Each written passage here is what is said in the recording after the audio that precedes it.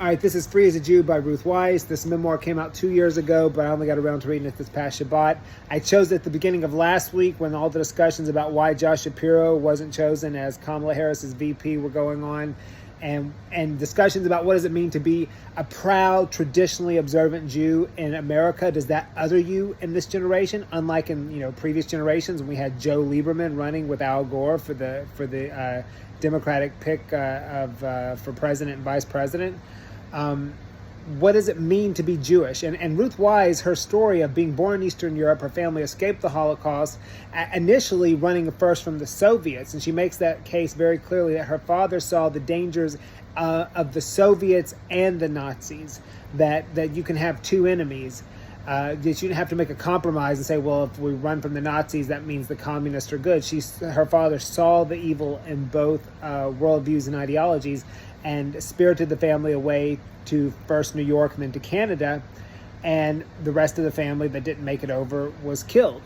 And she became a scholar of Yiddish literature specifically, but Jewish literature in general, and she noticed that there is content there, that there's a moral to the story, and it's not necessarily what people would think. A lot of people think of Yiddish and Jewish literature, particularly Yiddish literature, as secular, kind of socialist, and kind of having that kind of milieu. And instead, she notices that the Jewish tradition plays in literature, even in secular Jewish literature, in a different way, and that the Jewish tradition has something to say, both to Jews and to non-Jews, that it has a place in the world of ideas. And she brings that out pretty effectively.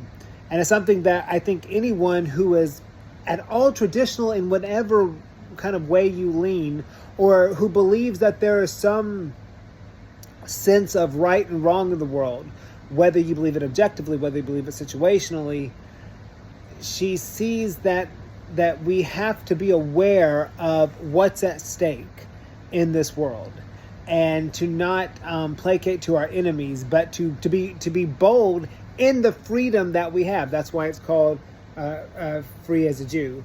The idea is that we have freedom unprecedented here, and we have a moral responsibility with the freedom that we're given to stand up for what is right. And you don't even have to agree with her political orientation to understand kind of where she's going with this.